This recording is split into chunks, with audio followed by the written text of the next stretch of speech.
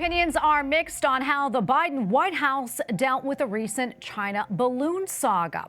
The craft, described by the Pentagon as a surveillance balloon, wafted through U.S. skies at military bases for much of last week. On Saturday, U.S. fighter jets shot down the balloon off the coast of South Carolina. And joining us tonight to discuss is Larry O'Connor, host of the Larry O'Connor and Company show. Larry, great to have you with us. As we mentioned, we watched the story develop for what seemed like days on end. And President Biden seemed a bit paralyzed at times on the situation. What's your take on how this all went down?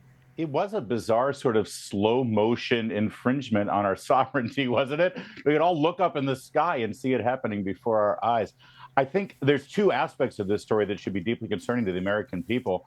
The first one is just that. This was an infringement of our airspace. Apparently, we didn't see it coming until it was a little bit too late. It was already over the Aleutian Islands in Alaska. We tracked it with Canada, over Montana, over the Midwest, all the way across the country. And as you said, seemingly paralyzed to do anything about it. Initial reports say President Biden actually ordered the military to shoot it down, and the military vetoed him. I'd love to talk to the chain of command about that and figure out exactly how that conversation went. And this needs to be corrected. The military needs to explain how this sort of thing can happen without any sort of notice or advance warning. Secondly, though, and I think most disconcerting, is the way the Biden administration has handled this, Tracy, has been completely political. It's really just about covering their behinds here. And our understanding, based on reporting from Bloomberg, is that they knew about this, but they weren't going to tell the American people because they didn't want to disrupt the meeting that Secretary of State Antony Blinken was scheduled to have with President Xi in China. It was only after local reports in Montana, because they looked up in the sky and saw the thing, actually reported this was happening, that they were forced to concede it and then cancel that trip. That's a complete and total mishandling, and it's putting politics and public appearance before our national security and, frankly, in front of the truth. And that's a continuing problem with this administration. They just can't accept the truth sometimes, and they come up with the best story the media will take. Well, according to Senator Marco Rubio, he says that we played right into China's hand last week. Let's take a listen to what he had to say. The message embedded in this to the world is we can fly a balloon over airspace of the United States of America, and they won't be able to do anything about it to stop us. Larry, your reaction to that? What would China do if we floated a balloon across mainland China? I mean, I think the question answers itself. I don't think they'd sit back and just watch it go. And he's right. The senator is absolutely right. This was, if you forgive the pun, a trial balloon. It was a way to sort of show the world exactly what they could get away with. And one wonders why we continue to treat China with such kid gloves. They don't behave like they're our friend. And Larry, I'm curious, what do you think this all signals? I think the biggest takeaway right now, until we hear more from the Pentagon and the more we hear from our international allies about when they knew about it, how they tracked it, and what kind of data they actually gathered, I'll put a hold on making a judgment about that. But I think what it does tell us is, sadly, this administration can't be trusted. The president says whatever he has to say to get out of the day's political news cycle. I mean, we saw this again with his extraordinary false statements about the Catholic churches and the U.S. bishop's position on funding of abortion. Thankfully, Cardinal Brolio gave him a harsh reprimand on that.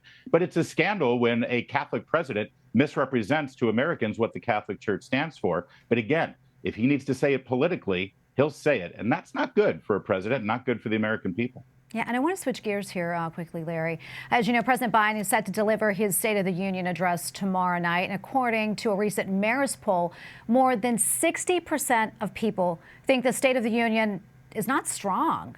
What are you anticipating from the president? And do you think he'll be able to convince people otherwise?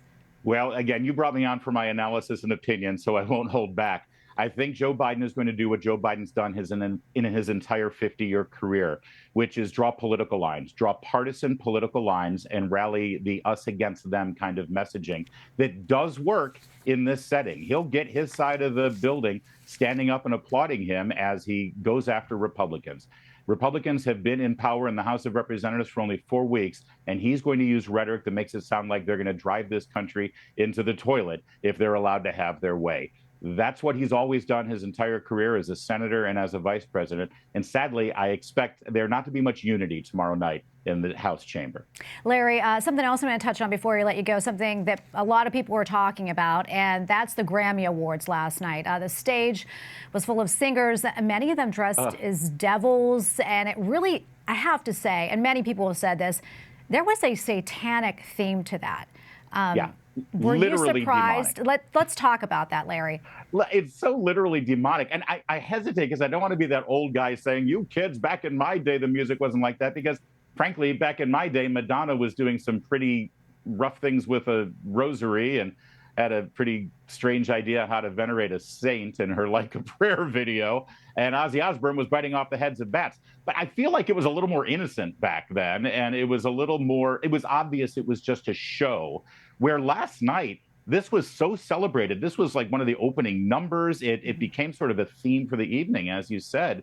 And it really did shock the sensibilities. I guess I've become that old guy that doesn't like kids' music today. But this is so mainstreamed now that it's important for all parents to be sort of on notice that, listen, we do have a culture war in this country, and I don't believe those on the conservative right have actually fired the first shot. We just have to respond. And what we saw last night at the Grammys, it's definitely a culture war. Yeah, a lot going on there. Larry, thank you so much for coming on. We appreciate it, and I hope you come back. Thank you.